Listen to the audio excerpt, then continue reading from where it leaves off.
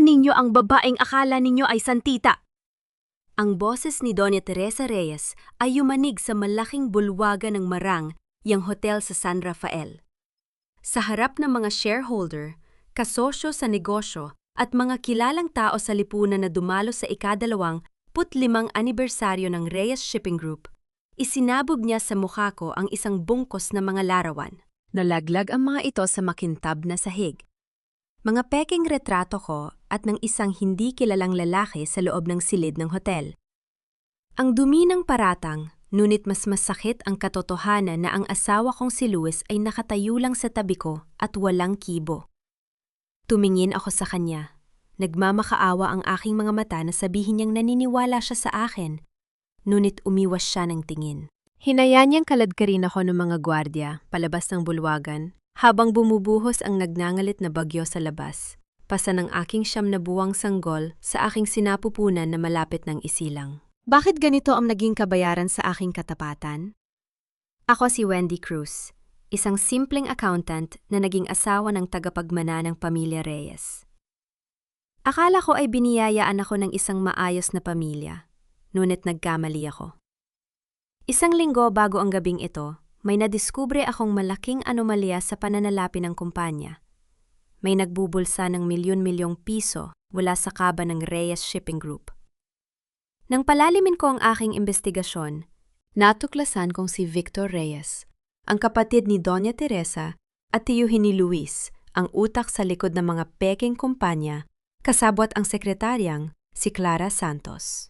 Hindi ako nagdalos-dalos. Lihim kong tinipon ang lahat ng mga patunay. Ngunit, bago ko pa man maipakita ang buong katotohanan kay Doña Teresa at sa mga board member, naunahan na nila ako. Ginamit nila si Clara upang gawan ako ng peking kwento ng pangangalo niya upang sirain ang aking kredibilidad, upang hindi madungisan ang pangalan ng pamilya bago ang malaking pulong ng mga shareholder na niwala agad si Doña Teresa sa kasinungalingan. O marahil, mas madali para sa kanila na itapon ng isang tulad kong galing sa hirap kaysa tanggapin na ang sarili nilang kadugo ang magnanakaw. Habang kinakaladkad ako ng mga gwardiya sa pasilyo, naramdaman ko ang maliit na umbok sa laylayan ng aking makapal na Amerikana. Doon ko lihim na tinahi ang isang maliit na USB drive na naglalaman ng lahat ng kopya ng mga transaksyon ni Victor. Piniga ko ang aking mga daliri. Hindi ako iiyak sa harap nila. Kahit pinalabas nila akong marumi sa harap ng buong lungsod, hawak ko ang katotohanan. Hinding-hindi ko hahayaang nakawin nila ang aking karangalan at ang kinabukasan ng anak ko. Ipinasok nila ako sa silid ng mansyon upang ihanda ang aking pag-alis. Doon ay naghihintay si Clara Santos, nakatayo malapit sa aking aparador habang may mapang-aping ngiti sa kanyang mga labi. Akala mo ba ay napakatalino mo, Wendy? Bulong niya papalapit sa akin habang hinahawakan ang kanyang mamahaling kuwintas. Isang hamak na accountant ka lang na nang araw pumasok sa pamilyang ito. Ngayon, tingnan mo ang sarili mo. Basang-basa, pinalayas, at walang sinuman ang maniniwala sa'yo. Alam ko ang ginawa ninyo ni Victor, Clara. Mahinahon kong sagot, bagamat nanginginig ang aking boses sa galit. Hinding-hindi ninyo maitatago ang katotohanan. Humalahak siya. Sino ang maniniwala sa isang asawang ng aliwa? At huwag mo nang subukang buksan ang iyong online cloud. Wala na ang mga files mo. Biglang kumabog ang aking dibdib. Agad kong kinuha ang aking telepo at sinubukang i-access ang aking backup server. Mali ang password. Sinubukan ko muli, ngunit nakalock na ang aking account. Ang tanging nakakaalam ng aking backup account maliban sa aking sarili ay ang matalik kong kaibigan na si Mila Ramos. Si Mila ang tumulong sa akin na mag-set up ng server na iyon. Agad kong tinawagan si Mila. Ngunit sa tuwing tumatawag ako, diretso ito sa voicemail. Sa sandaling yon, parang gumuho ang huling natitirang piraso ng aking mundo. Si Mila, ang aking pinagkakatiwalaan, ay ipinagpalit ang aming pagkakaibigan para sa pera ng pamilya Reyes. Siya ang nagbigay kay Clara ng access sa aking account upang burahin ang aking mga ebidensya at magtanim ng mga peking mensahe ng pakikipagrelasyon ko sa iba. Bumukas ang pinto at pumasok si Luis.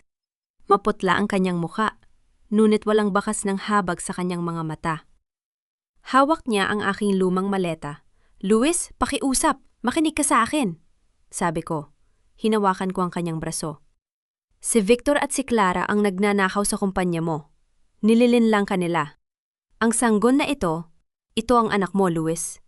Paano mo nagagawang maniwala sa kanila?" Inalis ni Luis ang aking kamay ng marahas.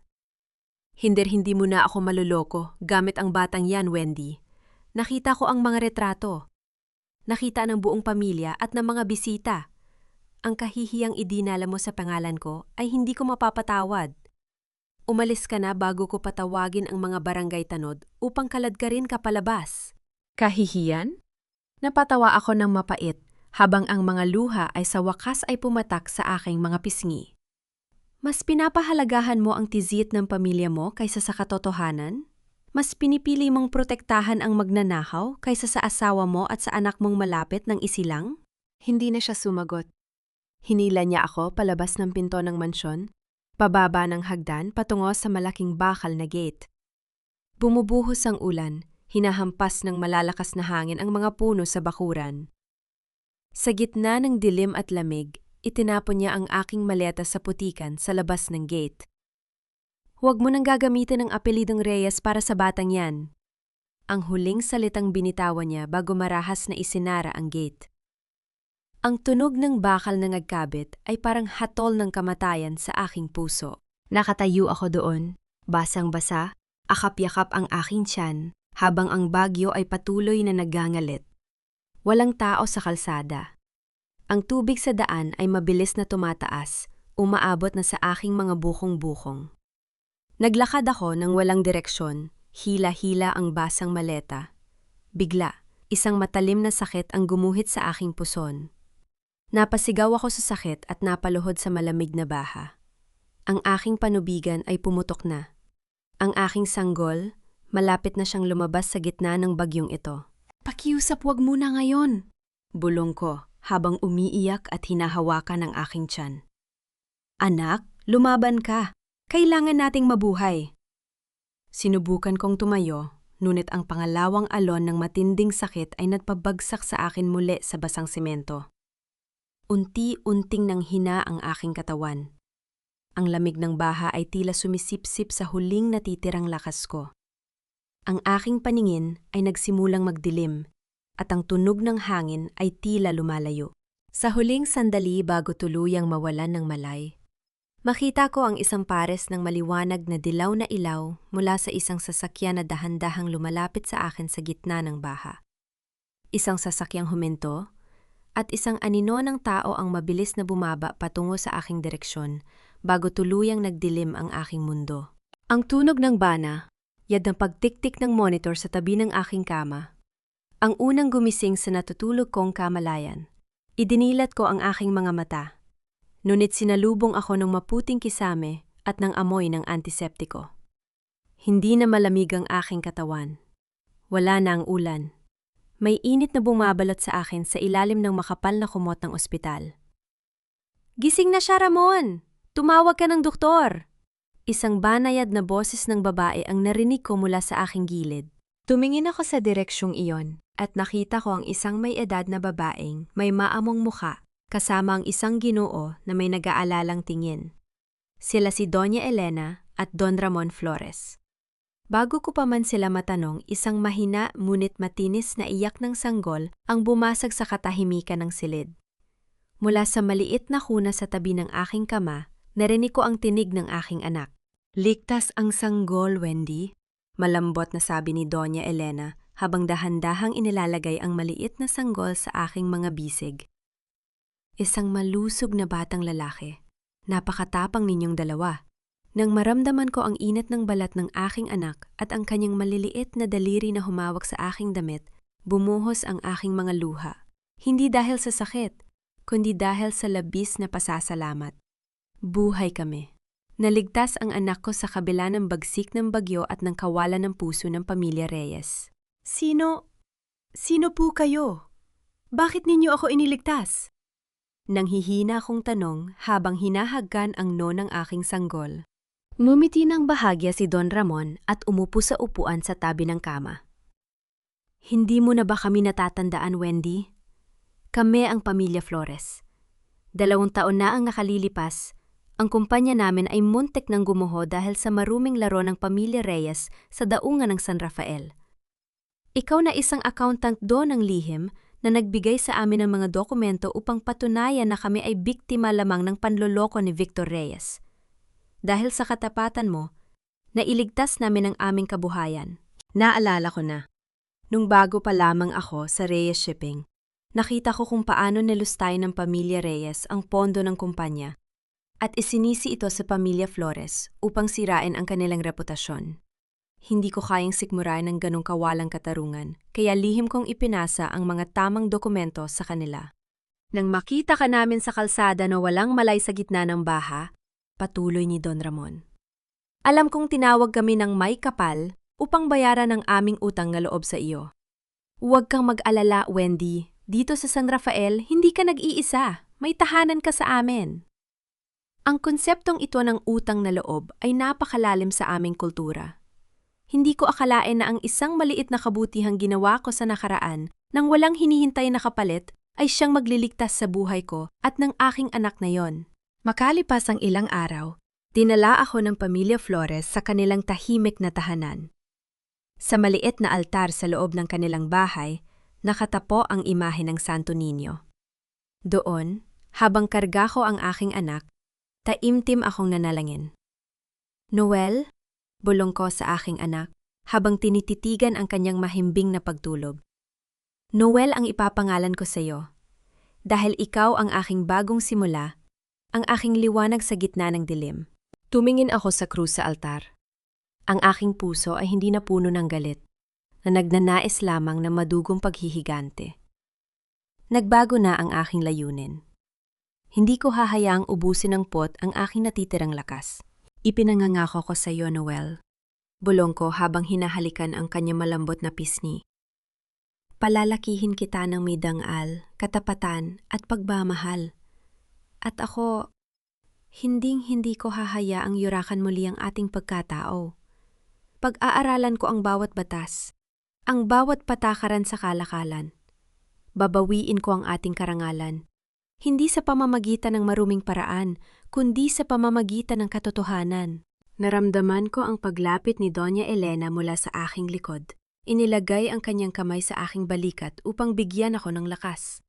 Ang baha ng nakaraan ay natuyo na, ngunit ang bagong agos ng aking buhay ay nagsisimula pa lamang. 20 taon ang mabilis na lumipas, tulad ng agos ng tubig sa pantala ng San Rafael. Ngunit ang oras ay hindi lamang nagbura ng mga sugat. Nagdala rin ito ng matinding pagbabago sa gulong ng kapalaran. Sa loob ng pinakamataas na silid ng Flores Cruz Investment Group, nakatayo ako sa harap ng malawak na salamin na nakadungo sa buong lungsod. Hindi na ako ang basang-basa, marumi, at kaawa-awang babae na umiiyak sa harap ng gate ng pamilya Reyes. Suot ko ang isang mamahaling itim na Amerikana. Ang aking buhok ay maayos na nakapusod at sa aking mga mata ay wala ng bakas ng takot o kahinaan. Sa tulong at tiwala ng pamilya Flores, nakapagtapos ako ng batas sa kalakalan at naging isang dalubhasa sa muling pagbuo ng mga kumpanyang nalulugi. Ang Flores Cruz ay isa na ngayon sa pinakamalakas at pinakamayamang kumpanya sa pamumuhunan sa buong bansa. Ngunit nanatili kaming lihim at hindi nagpapakita sa publiko upang maprotektahan ang aking anak. Tiningnan ko ang mga ulat sa aking mesa. Ito ang pagsusuri sa pananalapi ng Reyes Shipping Group. Napalinga ko nang makita ang mga numero. Ang kumpanyang dating pinakamalaki sa lungsod ay nakalubog na ngayon sa bilyong pisong utang. Sa ilalim ng pamamahala ni Victor Reyes, ang kumpanya ay unti-unting pinatuyo ng sarili nitong kasakiman at mga ilegal na transaksyon. Habang ako ay tahimik na umaakyat patungo sa tagumpay, ang pamilya Reyes naman ay unti-unting nahulog sa bangin ng kanilang sariling karma. Sa lumang mansyon ng mga Reyes, na ngayon ay may mga crack na sa pader at kupas na ang pintura. Ang kapaligiran ay puno ng lungkot at galit. Si Doña Teresa Reyes, na ngayon ay mahina na at nakaupo sa gulong na upuan, ay nakatitig sa kawalan habang nanginginig ang kanyang mga kamay. Sa tabi niya, nakatayo si Luis, Ang kanyang mukha ay puno ng kulubot, pagod, at kawalan ng pag-asa. Isang linggo na ang nakalipas mula nang magising sila sa isang malaking bangungot. Si Clara Santos, ang babaeng pinili ni Luis kapalit ng aking dangal, ay tuluyan ng tumakas patungo sa ibang bansa matapos ilipat ang huling natitirang pondo ng kumpanya sa kanyang sariling lihim na account. Hindi lamang niya ninakawan ng kumpanya, iniwan din niya si Luis na may milyon-milyong utang sa mga bangko. Luis! Paano mo hinayaang mangyari ito? Ang humihingal na sigaw ni Doña Teresa. Ang kanyang boses ay wala na ng dating kapangyarihan. Ang Reyes Shipping, ang pangalan ng ating pamilya, lahat ay nawala na. Ginamit ka lang ng babaeng yan. Inay, pakiusap. Tumahimik na kayo. Mahinang sagot ni Luis. Hawak ang kanyang ulo sa labis na sakit. Ginawa ko ang lahat. Naniwala ako sa kanya dahil sinabi niyang ililigtas niya ang kumpanya. Ngunit ngayon ang mga bangko, kukunin na nila ang mansyong ito. Wala silang kamalay-malay na ang lahat ng utang na iyon ay binili na ng aking kumpanya, ang Flores Cruz. Ang kanilang kapalaran ay nasa ilalim na ng aking mga daliri, ngunit hindi ko pa oras upang ipakita ang aking mukha. Ang hustisya ay nangangailangan ng tamang panahon upang maging ganap. Sa kabilang dako ng lungsod, sa loob ng isang maliit ngunit malinis na apartment, ang kapaligiran ay puno ng init at pag-asa. Dito kami nakatira ng aking anak na si Noel. Si Noel ay 20 taong gulang na ngayon. Siya ay matangkad, may matatalinong mata, at may niting laging nagdadala ng liwanag sa aking araw. Siya ay nasa huling taon na sa universidad, nag-aaral ng logistics at pamamahala. Sa kabila ng aking kayamanan sa Flores Cruz, pinili kong palakihin si Noel sa isang simpleng pamumuhay upang hindi siya lumaking mayabang at walang puso tulad ng pamilya Reyes. Hindi niya alam ang tungkol sa aking tunay na posisyon sa kumpanya. Ang alam lang niya ay ako ay isang senior consultant doon. Nay, tingnan mo ito! Masayang sabi ni Noel habang ipinapakita ang kanyang disenyo sa kanyang laptop. Ito ang proyekto namin para sa National Logistics Competition. Kung mananalo kami, makakakuha kami ng scholarship at pagkakataong makatrabaho ang Flores Cruz Group. Mumiti ako habang hinahaplos ang kanyang buhok. Napakagandang disenyo, Noel. Alam kong makakamit mo ang iyong mga pangarap dahil ginagawa mo ito ng may katapatan. Ginagawa ko ito para sa iyo, Nay. Sabi niya, hawak ang aking kamay. Gusto kong maging matagumpay upang hindi mo na kailangang magtrabaho ng husto. Gusto kong ibalik sa iyo ang lahat ng sakripisyo mo para sa akin. Napaiyak ako ng bahagya sa kanyang mga sinabi. Ito ang aking pinakamalaking tagumpay. Hindi ang Flores Cruz Group, kundi ang pagkakaroon ng isang anak na may mabuting puso, tapat na pagkatao, at malalim na pagmamahal sa kanyang pamilya. Ngunit habang tinititigan ko ang kanyang masayang mukha, may kaba sa aking dibdib. Ang unibersidad kung saan siya nag-aaral ay ang unibersidad kung saan ang mga Reyes ay may malaking impluwensya noon.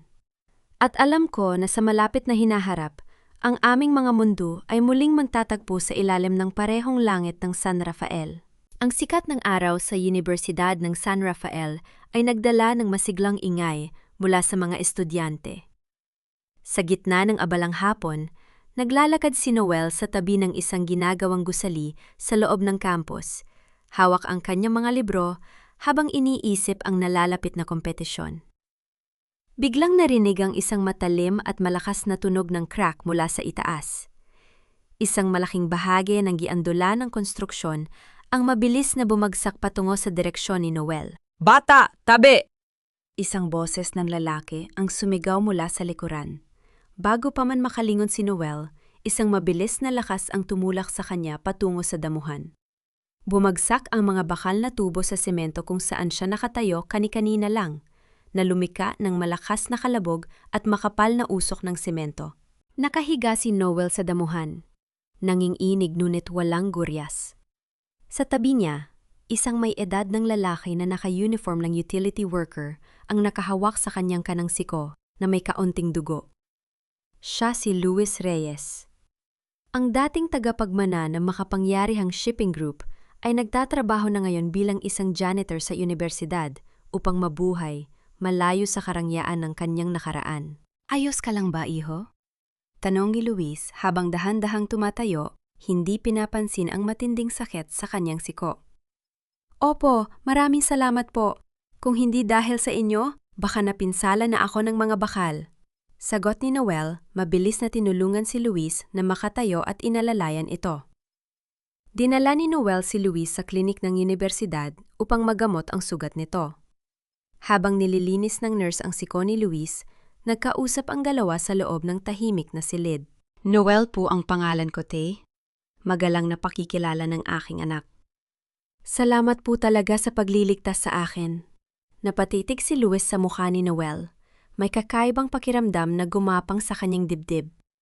Ang hugis ng ilong, ang paraan ng pagsasalita, at higit sa lahat, ang matatalinong mata ni Noel ay tila pamilyar sa kanya. May isang imahe ng babae ang mabilis na dumaan sa kanyang isip. Si Wendy, ang kanyang asawa na itinapon niya sa gitna ng baw 20 taon na ang nakalilipas. Walang anuman, Noel. Ako naman si Mang Luis. Sagot niya nang may kasamang pilit na ngiti. Mag-ingat ka palagi kapag naglalakad sa tabi ng mga ginagawang gusali. Inilabas ni Noel ang isang panyo mula sa kanyang bulsa upang tulungan si Luis na punasan ang natitirang alikabok sa kanyang damit. Nang makuha ni Luis ang panyo, napatitig siya rito. Sa sulok ng puting panyo ay may nakaburdang mga titik na WC. Ito ay bordo na gawa ng aking sariling kamay noong mga unang buwan ng aming pagsasama. Ngunit bago pa man makapagtanong si Luis tungkol sa panyo, tinawag na si Noel ng kanyang mga kaklase para sa susunod na klase. Nagmamadaling nagpaalam si Noel, iniwan si Luis na hawak ang panyo at may malalim na pagdududa sa kanyang puso. Samantala, sa tahimik at marang, yang opisina ng Flores Cruz Investment Group, kaharap ko ang isang bago at mahusay na aplikante para sa posisyon ng aking personal legal assistant. Siya ay si Ana Cruzado. Si Ana ay isang matalinong batang babae na nagtapos ng abuga, siya na may mataas na karangalan. Bakit mo gustong magtrabaho sa Flores Cruz, Ana? Tanong ko habang tinititigan ko ang kanyang mga mata upang basahin ang kanyang katapatan. Nais ko pong matuto mula sa pinakamahusay, Ma'am Wendy. Sagot niya ng may paggalang. Ang Flores Cruz ay kilala sa pagtulong sa mga kumpanyang dumaranas ng krisis sa pamamagitan ng legal at tapat na paraan. Yun po ang uri ng abogasya na nais kong tahakin. Nasiyahan ako sa kanyang sagot. May kakaibang determinasyon sa kanya na nagpapaalala sa akin sa aking sariling kabataan. Tanggap ka na, Ana. Magsisimula ka bukas bilang aking personal legal assistant. Maraming salamat po, Ma'am Wendy. Sabi niya habang nakikipagkamay sa akin. Ngunit nang lumabas si Ana sa aking silid at sumakay sa elevator, biglang nagbago ang kanyang ekspresyon. Ang maamong muka ay napalitan ng labis na kaba at bigat ng loob. Inilabas niya ang kanyang telepo, numula sa bag, at may tinawagan. Papa? Bulong niya sa kabilang linya nang masigurong walang tao sa paligid. Nakapasok na ako. Ako na ang bagong assistant ni Wendy Cruz. Sa kabilang linya, ang boses ni Victor Reyes ay humalahak ng mapait. Magaling, Ana. Hanapin mo ang lahat ng ebiden, siyang hawak niya laban sa akin, bago pa niya ito maggamit sa korte. Huwag mong kakalimutan kung sino ang nagparal sa iyo. Ibinaba ni Ana ang telpono, habang hawak ang kanyang kwintas na may maliit na pendant ng pamilya Reyes na nakatago sa ilalim ng kanyang damit. Nagsimula na ang laro sa ilalim ng anino, at ang panganib ay dahan-dahang lumalapit sa aming pamilya nang hindi ko nalalaman. Sa loob ng madilim at tahimik na silid ng mga archive ng Flores Cruz Group, tanging ang tunog ng paglipat ng mga pahina ng papel ang naririnig. Si Ana ay naghahanap ng mga dokumento tungkol sa nakaraang transaksyon ng Reyes Shipping. Ayon sa utos ng kanyang ama na si Victor, kailangan niyang hanapin ang anumang orihinal na kopya na magpapatunay sa pagnanakaw ng pondo upang maipagbili o masira ito bago pa makarating sa korte. Habang binubuklat ang isang lumang kahon ng mga donasyon at kawanggawa ng kumpanya mula nung 15 taon na ang nakalilipas, isang partikular na pangalan sa lista ng mga tinulungan ang nakatawag ng kanyang pansin. Maria Cruzado. Pangalan ng kanyang yumaong ina. Kinuha ni Ana ang lumang folder at binuksan ito ng may nang-inginig na mga kamay. Sa loob ay may mga kopya ng mga resibo ng ospital para sa chemotherapy at operasyon ng kanyang ina. Ang kabuuang halaga ay umabot sa daan-daang libong piso, isang halaga na hindi kailanman kayang bayaran ng kanilang pamilya noon. Sa ilalim ng bawat resibo, may nakasulat na pangalan ng taong nagbayad nito nang hindi nagpakilala sa kanila. Wendy Cruz. Nalaglag ang folder mula sa kamay ni Ana. Ang kanyang puso ay kumabog ng napakabilis. Ang babaeng iniutos ng kanyang ama na sirain at nakawan ng ebidensya ay ang parehang babaeng nagligtas sa buhay ng kanyang ina noong mga huling taon nito nang walang hinihining anuman. Bumalik si Ana sa aking silid upang iabot ang ilang papel. Ngunit hindi niya maitago ang pamumutla ng kanyang mukha at ang panginginig ng kanyang mga kamay dahil sa labis na emosyon. Ana, ayos ka lang ba? Tanong ko habang tumatayo ako mula sa aking mesa at lumalapit sa kanya. Napansin kong tila ubo ka ng ubo kanina pa. Opo, Ma'am Wendy, kaanting lamig lang po dahil sa ulan kagabi. Sagot niya habang umiiwas sa aking mga mata dahil sa matinding kahihiyan. Kinuha ko ang isang bago at makapal na kulay abong Amerikana mula sa aking aparador at iniabot sa kanya. Suotin mo ito habang nagtatrabaho ka rito. Huwag mong pababayaan ang iyong sarili, Ana. Ang kalusugan ang pinakamahalagang ka, yamanan natin. Kung kailangan mo ng gamot o tulong para sa pamilya mo, huwag kang mahihiyang magsabi sa aking opisina. Tinitigan ni Ana ang Amerikana sa kanyang mga kamay. Ang inig nito ay tila tumagos sa kanyang nangangatal na puso. Nadaman niya ang labis na kahihiyan at guilt sa kanyang sarili. Paano niya nagagawang traidurin ang isang taong may ganito kabuting puso para sa isang ama na hindi kailanman nagpahalaga sa kanya? Gabi na nang makipagkita si Ana sa kanyang ama sa isang madilim na sulok ng isang lumang coffee shop sa gilid ng daungan. Si Victor Reyes ay nakaupo doon. May hawak na sigarilyo at ang kanyang mukha ay puno ng galit dahil sa stress sa kumpanya. Nasaan ang mga dokumento, Ana? 1 linggo ka na doon ngunit wala ka pa ring dinadalang kapakipakinabang na ulat sa akin. Galit na bulong ni Victor. Hindi man lang tinatanong kung kumain na ba ang kanyang anak. Papa, nahihirapan po akong hanapin ang mga files. Masyadong mahigpit ang seguridad ni Ma'am Wendy sa kanyang computer. Sagot ni Ana nang may takot. Wala akong pakialam sa mga dahilan mo. Galingan mo, kung hindi ay baka mawalan ka ng karapatang gamitin ang apelyudong Reyes at ibalik kita sa putikan. Banta ni Victor. Habang nagtatalo ang dalawa, isang may edad na babaeng may maruming hitsura, kupas na damit at amoy alak ang lumapit sa kanilang mesa. Siya ay si Mila Ramos, ang dating matalikong kaibigan na naging traidor 20 taon na ang nakalilipas. Victor Reyes! Pang-asar na sabi ni Mila habang nakaturo ang naninginig na daliri kay Victor. Huwag mong kalimutan ang utang mo sa akin. 20 taon na ang nakalilipas, ibinigay ko sa iyo ang password ni Wendy upang mapalayas ninyo siya at mapagtakpan ang pagnanakaw ninyo. Ngunit tingnan mo ako ngayon. Isang pulubi habang ikaw ay nagpapakasasa pa rin sa natitirang pera ng kumpanya. Bigyan mo ako ng pera, kung hindi ay isisiwalat ko sa pulisya ang buong katotohanan. Mabilis na tumayo si Victor. Hinawakan ang braso ni Mila ng marahas at itinulak ito palayo sa mesa. Umalis ka rito, Mila. Wala akong utang sa'yo. Isang salita mo pa at titiyakin kong hindi ka na makakatapak muli sa San Rafael. Mabilis na pinindot ni Ana ang voice recorder sa kanyang telpon, na nakatago sa ilalim ng Amerikana na ibinigay ko sa kanya. Narinig niya ang lahat ng katotohanan tungkol sa nakaraang pagtataksil kay Wendy Cruz. Ang kanyang puso ay tuluyan ng nagpasya sa gabing yon. Hindi niya hahaiyagang magtagumpay ang kasamaan ng kanyang ama laban sa kabutihan ng kanyang tunay na tagapagligtas. Sa loob ng isang masikip at sirang kwarto, sa likod ng mga lumang bodega sa San Rafael, nakaupo si Luis sa gilid ng kanyang maliit na kama habang hawak ang panyong may bordang WC na iniwan ni Noel kani-kanina lang. Biglang bumukas ang pinto nang marahas ng walang katok. Pumasok si Victor Reyes, suot ang kanyang mamahaling suit na tila hindi bagay sa maruming silid na yon. Victor? Gulat na sabi ni Luis habang mabilis na tinatago ang panyo sa kanyang bulsa. Bakit ka nandito? Huwag ka nang magpanggap, Luis. Nakangiting sabi ni Victor habang tinititigan ang paligid ng may panghahamak. Alam kong naging malapit ka sa estudyanteng nagnaalang Noel Cruz. At alam ko rin kung sino talaga si Noel.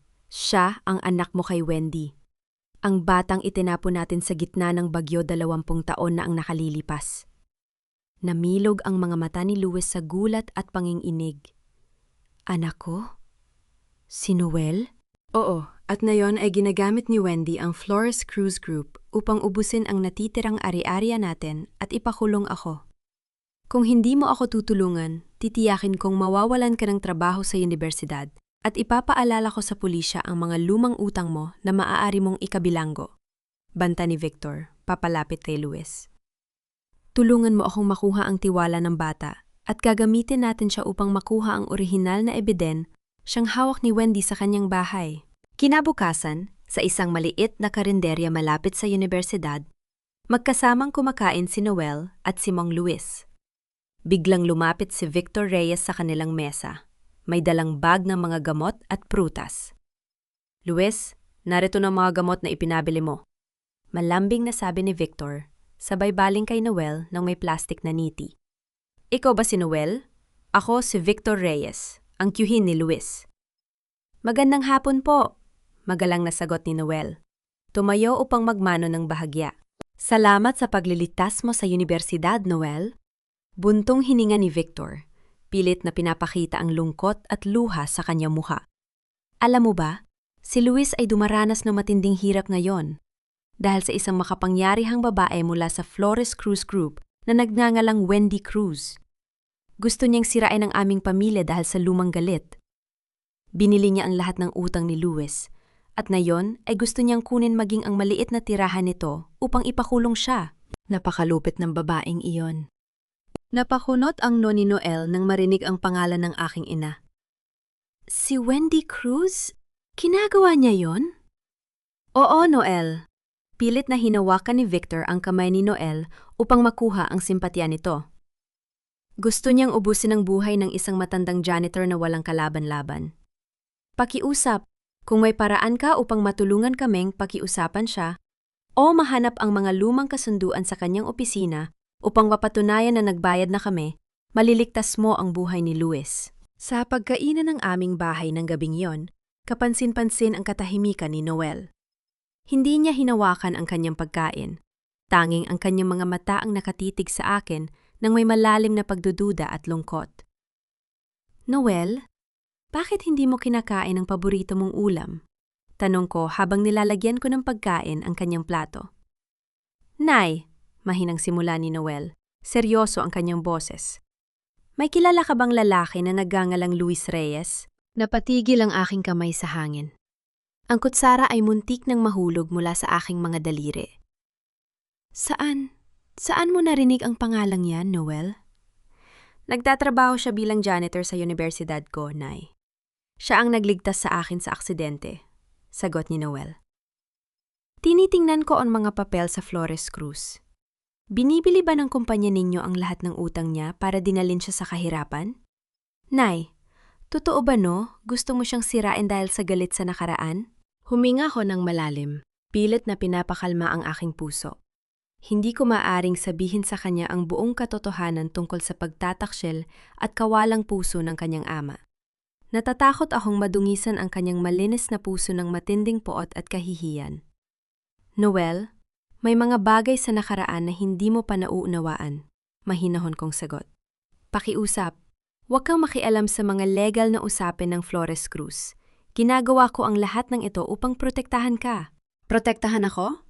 O para sa sarili mong paghihigante? Biglang tumayo si Noel. Ang kanyang boses ay puno ng galit at pagkabigo. Akala ko ay pinalaki mo ako sa katapatan at kabutihan, Nay. Pero bakit ngayon parang ikaw pa ang nagiging malupit sa isang matandang walang laban? Umalis si Noel sa hapagkainan at pumasok sa kanyang silid ng mabilis.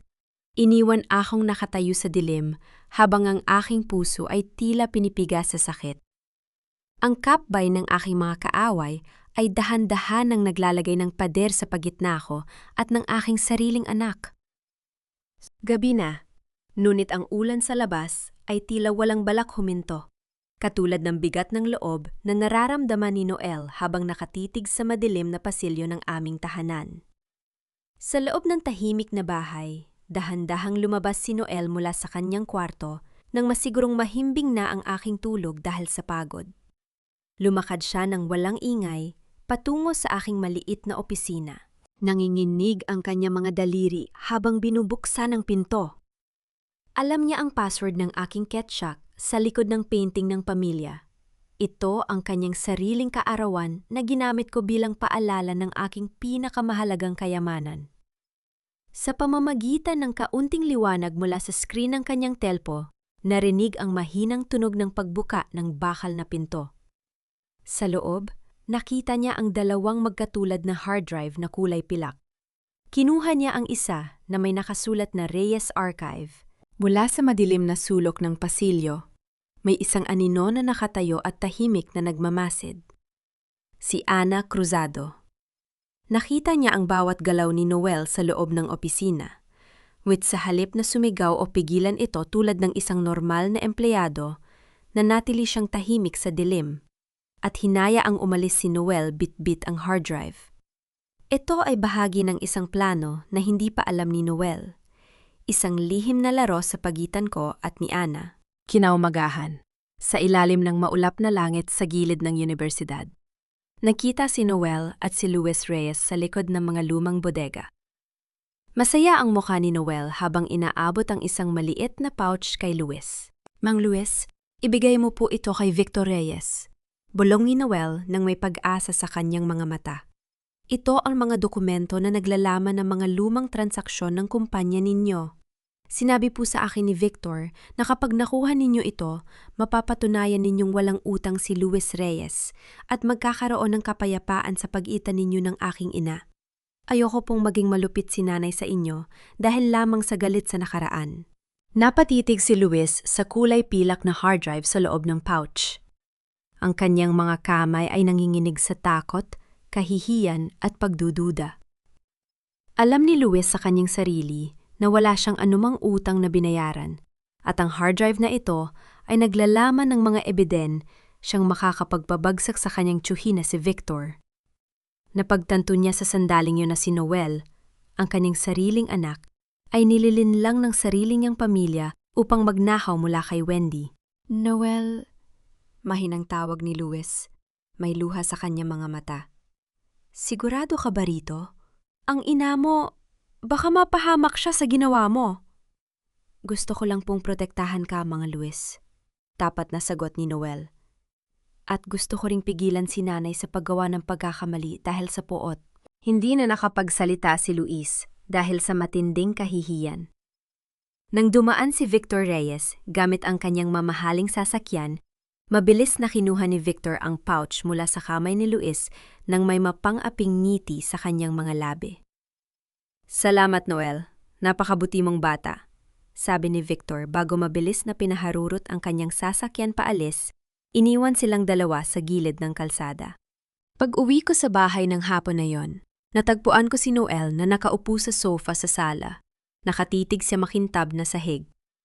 Bukas ang pinto ng aking opisina at ang ketshot ay nakawang pa rin. Hindi ko kailangang magtanong upang malaman kung ano ang nangyari. Ang sakit na gumuhit sa aking dibdib sa sandaling iyon ay mas matindi pa kaysa sa sakit nung gabi ng bagyo 20 taon na ang nakalilipas. Ang aking sariling anak, ang buhay na iniligtas ko mula sa baha, ay siyang nagnakaw ng aking mga patunay para sa aking mga kaaway. Noel? Mahina akong tawag habang dahan-dahang lumalapit sa kanya. Bakit mo ginawa yon? Tumingala si Noel. May mga luha ring dahan-dahang pumatak sa kanyang mga pisingi. Nay, gusto ko lang pong matigil na ang lahat ng galit mo kay Mang Luis. Niligtas niya ang buhay ko, Nay. Bakit kailangan mo siyang dinalin sa kahirapan? Bakit kailangan mong kunin ang lahat sa kanya? Napatigil ako. Tumingin ako sa aking anak nang may labis na lungkot at panghihinayang. Noel, sa tingin mo ba ay ginagawa ko ang lahat ng ito dahil sa pera o kasakiman? Sa tingin mo ba ay ako ang nagdala kay Luis sa kahirapan ngayon? Hindi mo ba kaya magpatawad, Nay? Sigaw ni Noel. Ang kanyang boses ay puno ng pagkabigo. Ninanakaw mo ang natitirang buhay ng isang matandang janitor dahil lang sa lumang galit mo sa nakaraan? Isang mahabang katahimikan ang bumalot sa aming sala. Lumapit ako sa kanya, dahan-dahang hinawakan ang kanyang muka. Kahit sinusubukan niyang umiwas sa aking mga kamay. Noel! Bulong ko, habang ang aking mga luha ay sa wakas ay pumatak. Ang matandang janitor na iniligtas mo? Siya ang asawang nagtapon sa akin at sayo sa gitna ng bahad 20 taon na ang nakalilipas. Siya ang lalaking naniwala sa kasinungalingan upang iligtas ang kanyang sariling hiya, habang hinahayaan akong mamatay sa baha kasama ka sa loob ng aking tiyan. Namilog ang mga mata ni Noel sa gulat. Nabitawan niya ang kanyang mga kamay at ang kanyang buong katawan ay nanginginig sa narinig. Siya? Si Mang Luis? Ang tatay ko? Nanginginig niyang tanong. Oo, Noel. Sagot ko habang pinapahid ang aking mga luha ng may paninindigan. Ipinagpalit niya tayo para sa pera at pangalan. At ang hard drive na kinuha mo ay ang tanging kalasag na binuo ko sa loob ng 20 taon upang protektahan ang ating danggal mula sa pamilya Reyes. Ngunit na yon, ibinigay mo na ito sa kanila. Napaupo si Noel sa sahig. Hawak ang kanyang ulo habang humahagulgol sa iyak dahil sa matinding pagsisisi. Ang matinding kahihiyan, pagsisisi at sakit ng katotohanan ay tuluyan ng bumasag sa kanyang mundo. At ako, bilang inal, ay nakatayo sa kanyang harap, tinitiis ang pinakamasakit na sugat na maaaring ibigay ng isang sariling anak. Sa gabi ring yon, habang si Noel ay nakakulong sa kanyang silid upang hanapin ang kanyang sarili sa gitna ng labis na pagsisisi, pumasok si Ana Cruzado sa aking opisina. Ang kanyang muka ay basang-basa ng luha at ang kanyang buong katawan ay nanginginig sa takot, kahihiyan at bigat ng budi. Bigla siyang lumapit sa akin at lumuhod sa sahig. Hawak ang aking mga kamay ng mahigpit habang nakayuko.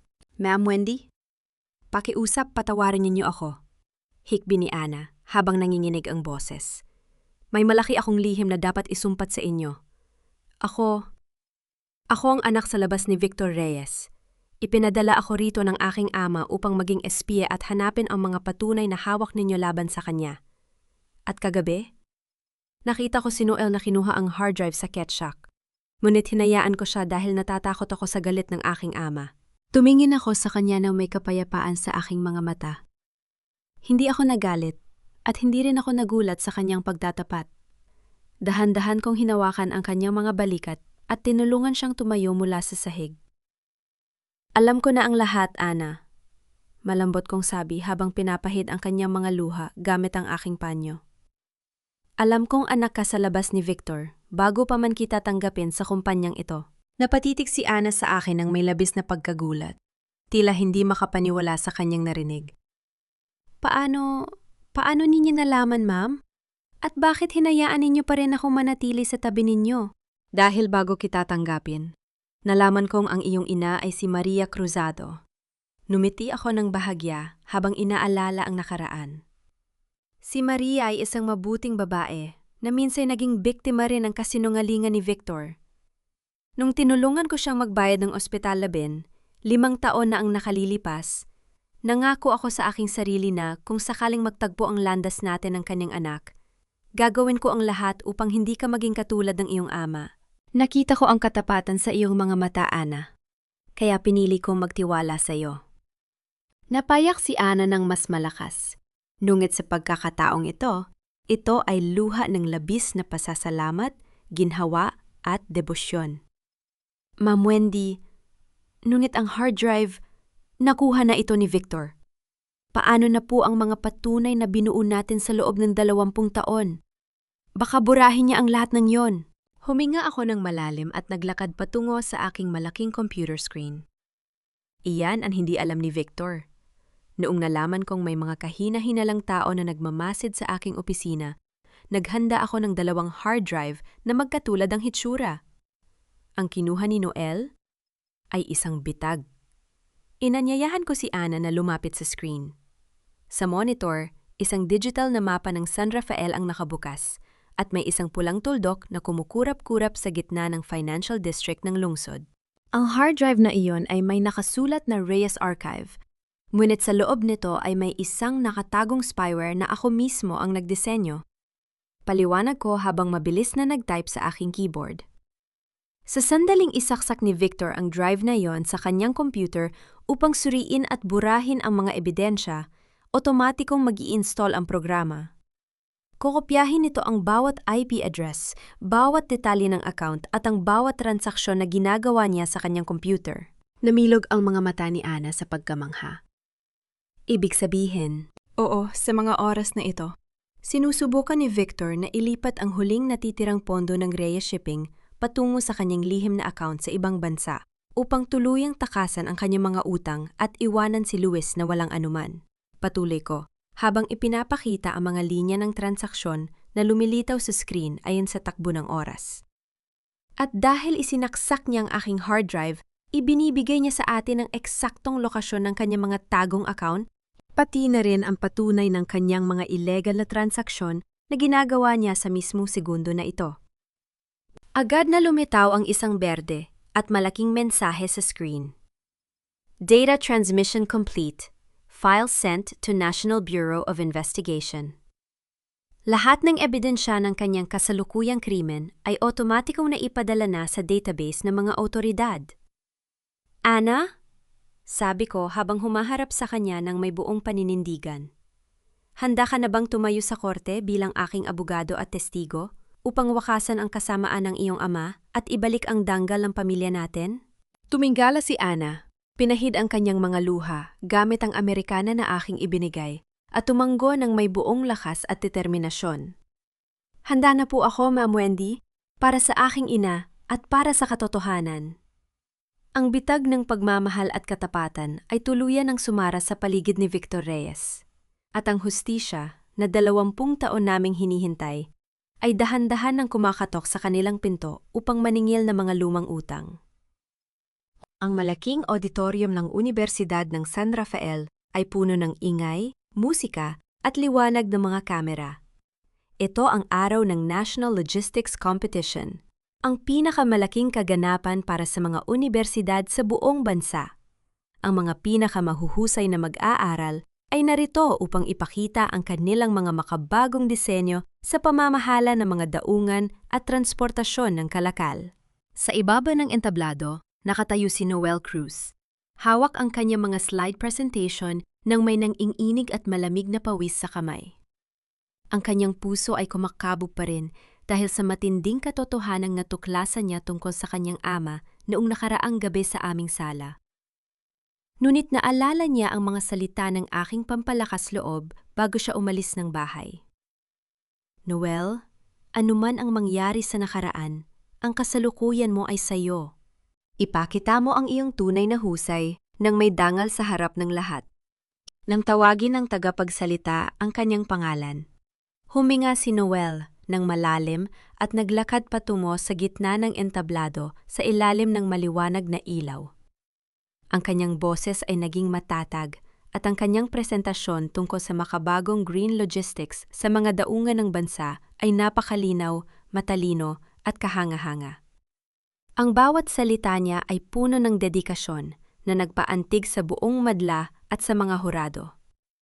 Sa pagtatapos ng kanyang talumpati, ang auditorium ay napuno ng malakas at walang humpay na palakpakan.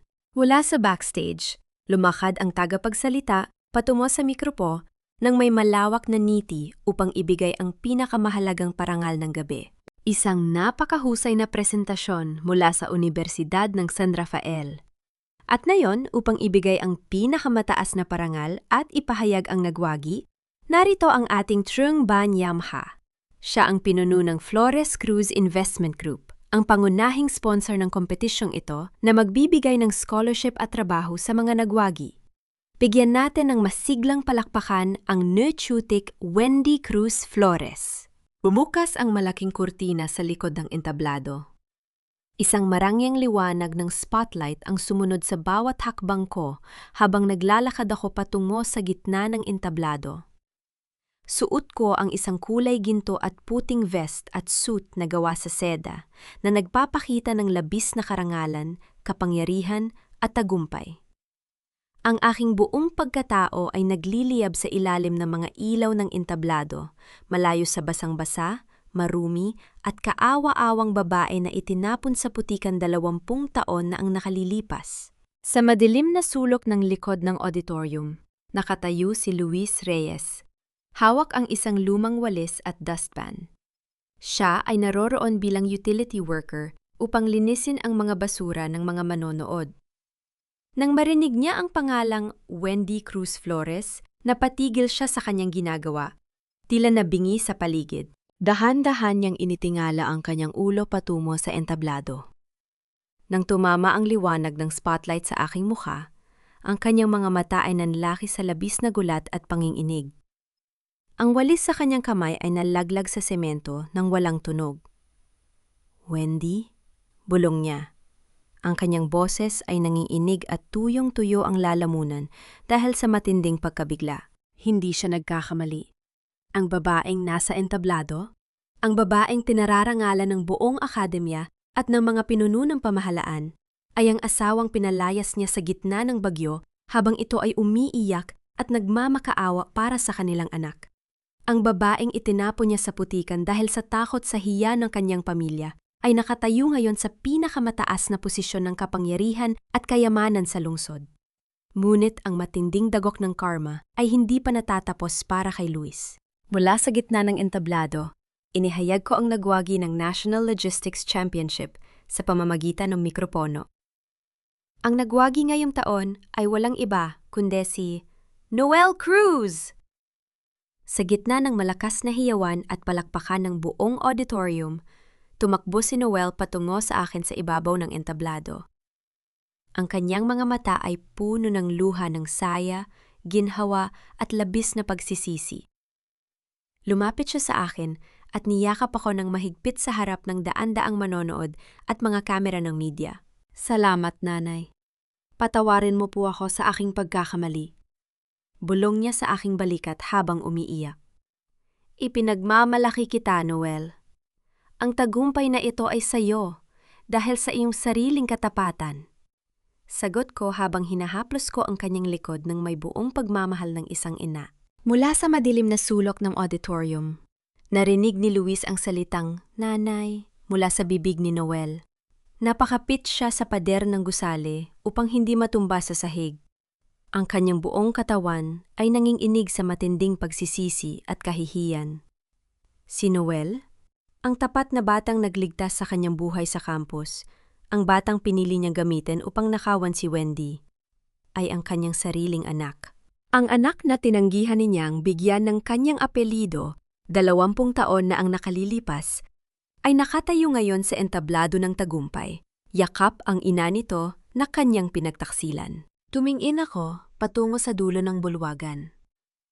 Sa loob ng 1 segundo, nagtagpo ang aming mga mata ni Luis sa gitna ng karamihan ng mga tao. Ang aking tingin ay walang bakas ng galit, tanging kapayapaan at kawalan ng pakialam, tulad ng pagtingin sa isang estrangero na walang anumang halaga sa aking buhay. Pagkatapos ay dahan-dahan kong iniharap ang aking mukha sa mga kamera ng may ngiti, habang si Luis ay dahan-dahang napaatras sa dilim ng bulwagan, nalulunod sa kanyang sariling kahihiyan at matinding karma ng buhay. Ang malaking bulwagan ng Korte ng San Rafael ay napupuno ng isang mabigat, seryoso at nakabibiging katahimikan sa umagang iyon.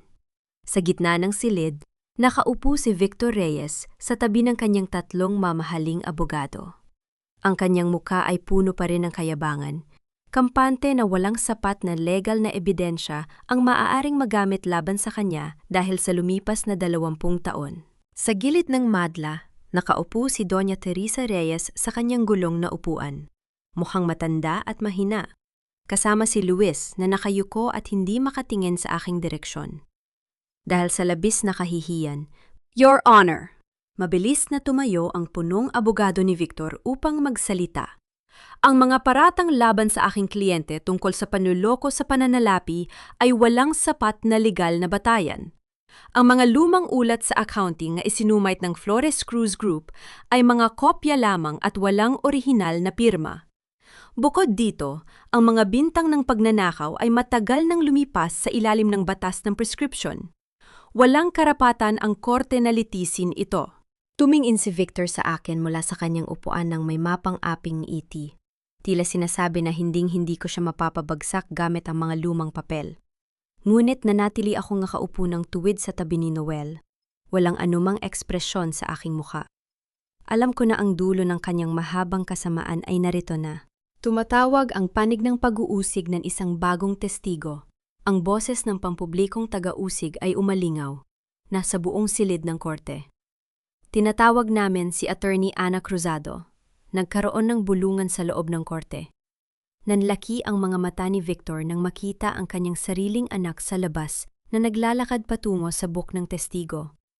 Suot ni Ana na aking legal assistant ang kanyang abogadong suit, hawak ang isang folder ng mga dokumento ng may matatag at seryosong hakbang. Ana? Ano ang ginagawa mo riyan? Galit na bulong ni Victor. Ngunit mabilis siyang sinabihan ng hukom na manatili sa katahimikan kung ayaw niya makontempt. Your Honor, panimula ni Ana. Matatag ang kanyang boses sa kabila ng matinding emosyon sa kanyang dibdib. Ako ay tumatayo rito ngayon hindi lamang bilang isang abogado, kundi bilang isang saksi sa mga illegal na transaksyon ni Victor Reyes. At higit sa lahat, bilang anak na nagpapasya na magsalita para sa katotohanan. Binuksan ni Ana ang folder at inilabas ang isang serya ng mga dokumento at isang flash drive upang isumit sa hukom. Una, isinumite ko sa korte ang orihinal na digital metadata ng mga retrato ng pangangalunya ni Wendy Cruz, 20 taon na ang nakalilipas. Ang mga file na ito ay nakuha mula sa lumang computer ni Clara Santos. Pinatutunayan ng metadata na ang mga larawan ay binago at idinisenyo sa utos ni Victor Reyes upang mapatalsik si Wendy at mapagtakpan ang pagnanakaw ng pondo ng pamilya. Nagulat ang buong korte sa narinig. Si Doña Teresa ay napahawak sa kanyang dibdib sa labis na pagkabigla, habang si Luis ay napatingin kay Victor ng may galit at panlulumo. Ang katotohanan ng kanilang malaking pagkakamali ay nagsimula ng maging malinaw. Pangalawa, patuloy ni Ana habang ipinapakita ang screen ng projector ng korte. Isinumite ko rin ang real-time data transmission mula sa isang hard drive na isinaksak ni Victor Reyes sa kanyang lihim na computer kagabi. Ang hard drive na yon ay may nakatagong programa na nagtala ng kanyang IP address habang inililipat niya ang huling 50 milyong peso ng Reyes Shipping patungo sa isang bank account sa Switzerland. Ito ang patunay ng pagnanakaw na nangyayari sa mismong sandaling ito. Hindi yan totoo. Traitor ka. Sigaw ni Vimustor, tumayo mula sa kanyang upuan at sinubukang sumugod patungo kay Ana. Ngunit mabilis siyang pinigilan ng 3 armadong pulis sa loob ng korte. Inilabas din ni Ana ang isang audio recording. Nang i-play ito, ang boses ni Victor at ni Mila Ramos na nagtatalo tungkol sa nakaraang sabwatan at pagbabayad ng pera para sa password ni Wendy ay malinaw na narinig ng lahat. Wala nang magawa ang mga abogado ni Victor.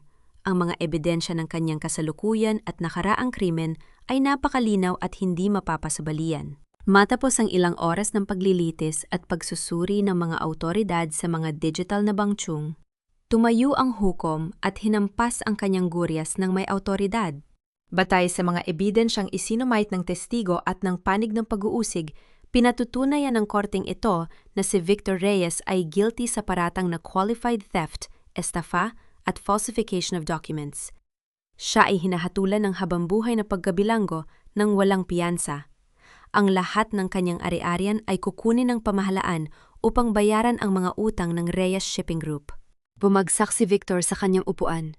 Maputlang maputla habang nilalagyan ng posas ng mga pulis ang kanyang mga kamay. Lumingon siya kay Ana nang may galit bago siya dinala palabas. Wala kang utang na loob! Sinira mo ang sarili mong ama! Tumingin si Ana sa kanya nang may luha, ngunit may kapayapaan sa puso. Papa, iniligtas ko lang ang natitirang piraso ng aking budhi na sinira mo. Sa likod ng korte, si Doña Teresa ay tuluyan ng nanghina at napahagulgol sa iyak sa kanyang gulong na upuan.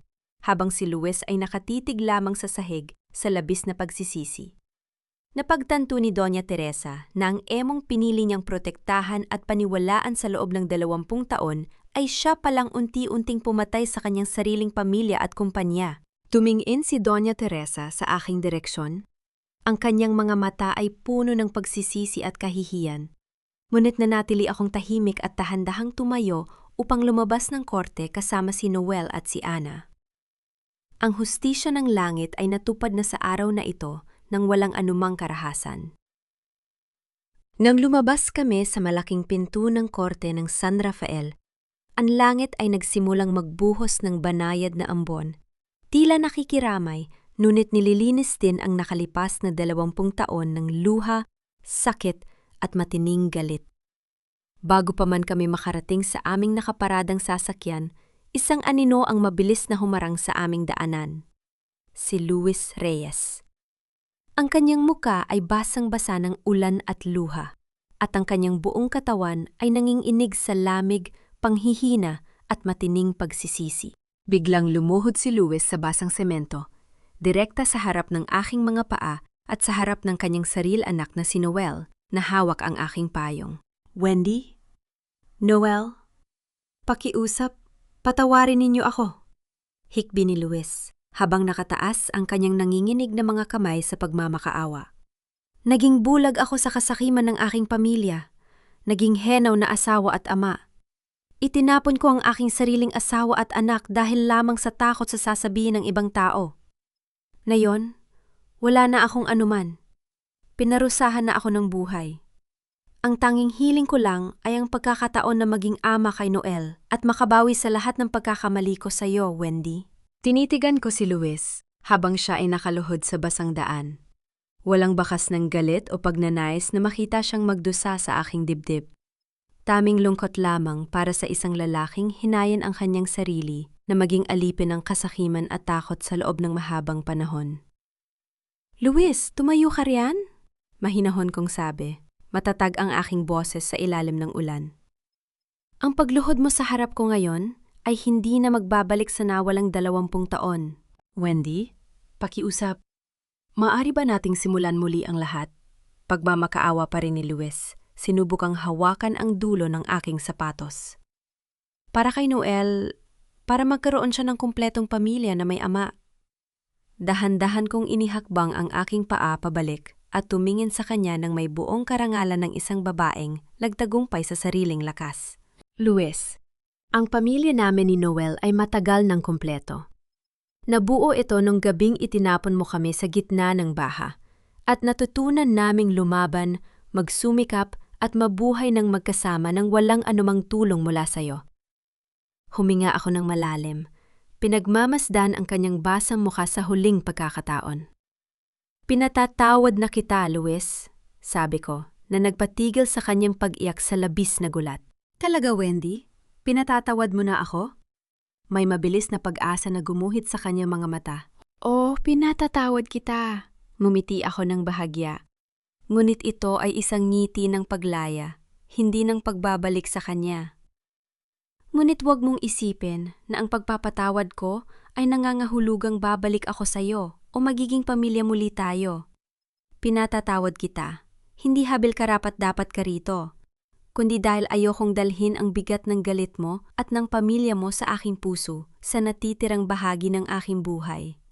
Karapat-dapat akong mabuhay ng may kapayapaan, Luis. Ang pagpapatawad ko ay ang aking regalo sa aking sarili upang tuluyan ng makalaya ang aking kaluluwa mula sa nakaraan. Humarap ako kay Noel, na tahimik na nakatayo sa aking tabi habang nakatitig sa kanyang ama. Tungkol kay Noel, siya ay 20 taon na at isang ganap na lalaki. May sarili siyang isip at puso. Kung nais kanyang makilala o tulungan bilang ama sa iyong pagtanda, hindi ko siya pipigilan o pagbabawalan. Ngunit ang relasyon natin bilang mag-asawa ay matagal nang natapos sa ilalim ng bahan ng San Rafael. 20 taon na ang nakalilipas. Inilabas ko ang aking lumang kahon ng alahas mula sa aking bag. Sa loob ay ang aking lumang singsing sa kasal na itinago ko bilang paalala ng aking mga sugat. Inilagay ko ito sa kanyang palad na nanginginig. Kunin mo ito, Luis. Ipagbili mo ito upang magkaroon ka ng panimulang pondo para sa bago mong buhay bilang isang tapat na tao. At huwag mo nang susubukan na lumapit muli sa amin. Sabi ko bago dahan-dahang sumakay sa sasakyan. Sa loob ng aking opisina sa Flores Cruz ng hapong yon, ang kapaligiran ay puno ng katahimikan at kapayapaan. Pumasok si Noel sa aking silid at lumapit sa aking mesa. Walang anumang salita. Niyakap niya ako ng napakahigpit. Isagyakap ng humihingi ng tawad, nagpapahayag ng labis na pagmamahal at paggalang sa kanyang ina. Nay, patawarin mo po ako sa aking pagdududa sa iyo. Bulong niya sa aking tainga habang may luha sa kanyang mga mata. Napakabuti mong ina, ipinagmamalaki ko po na ako ay anak ni Wendy Cruz. Hinaplos ko ang kanyang buhok ng may luha ng saya at labis na kaligayahan. Noel, ang sugat ng kahapon ay tuluyan ng naghilom. Ang mahalaga ay magkasama tayo at handa tayong magsimula ng bagong pahina ng ating buhay nang walang takot. Ang ulan sa labas ay tuluyan ng natapos at ang sikat ng araw ay nagsimulang pumasok sa malaking bintana ng opisina. Tila sumasayaw sa ibabaw ng aming mga mukha nang may bagong pag-asa at kapayapaan ng bukas. 3 taon ang mabilis na lumipas mula noong matapos ang malaking paglilitis sa korte ng San Rafael. Ang lumang mansyon ng pamilya Reyes, na dating simbolo ng kasakiman, kayabangan at panloloko, ay dumaan sa isang malaking pagbabago sa ilalim ng bagong pamamahala. Binili ng Flores Cruz Group ang mansyon mula sa subasta ng pamahalaan. Ang mga pader na kupas at may crack ay muling pinintahan ng kulay puti at asul na nagdadala ng kapayapaan at ang malaking bakal na gate kung saan ako itinapon 23 taon na ang nakalilipas ay palaging nakabukas na ngayon para sa lahat. Ang lugar na ito ay muling binuksan bilang Cruz Foundation, isang kanlungan at sentro ng tulong para sa mga kababaihan at mga bata na nakaranas ng karahasan, pag-abandona, at kawalang katarungan sa lipunan. Sa araw ng opisyal na pagbubukas ng foundation, ang malawak na bakura ng mansyon ay napupuno ng masiglang tawanan ng mga bata at banayad na tugtog ng gitara. Nakatayo sa entablado si Noel Cruz, na ngayon ay nagtapos na sa universidad ng may pinakamataas na karangalan at siyang namamahala sa pangkalahatang operasyon ng foundation. Ang kanyang mukha ay puno ng talino, katapatan, at labis na dedikasyon upang ibalik ang kabutihan sa komunidad. Ang Cruz Foundation ay binuo upang patunayan na walang sinuman ang dapat iwanan sa dilim. Pahayag ni Noel sa kanyang talumpati sa harap ng media at ng mga panauhin. Ang aking ina, si Wendy Cruz, ay nagturo sa akin na ang pinakamalakas na tugon sa kawalang katarungan ay hindi ang paghihiganti o galit, kundi ang pagpapakita ng higit na pagmamahal at pag-asa sa mga nangangailangan. Sa tabi ng entablado, nakatayo si Attorney Ana Cruzado.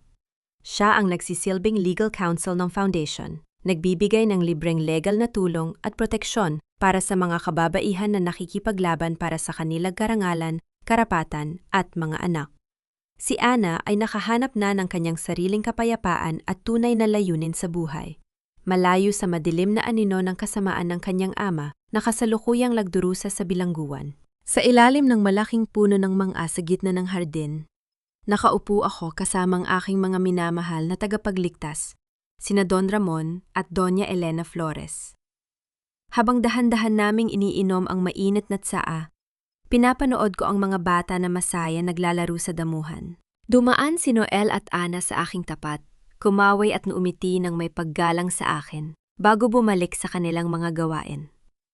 Tumingin ako sa langit ng San Rafael na ngayon ay napakaliwanag, malinis, at walang anumang ulap ng nakaraang bagyo. Ang hustisya ng buhay ay maaaring dumating ng huli, at ang daan patungo rito ay maaaring puno ng matatalim na sugat at luha ng pagtataksil ng mga mahal sa buhay. Ngunit sa huli, ang katapatan ng puso, ang tibay ng pagkatao, at ang walang hanggang pagmamahal ay palaging makakahanap ng landas upang muling magsimula ng may danggal. Ang baha ng nakaraan ay natuyo na, at ang natitira na lamang sa aking puso ay ang kapayapaan, kalayaan at ang walang katapusang sikat ng araw ng aking bagong buhay.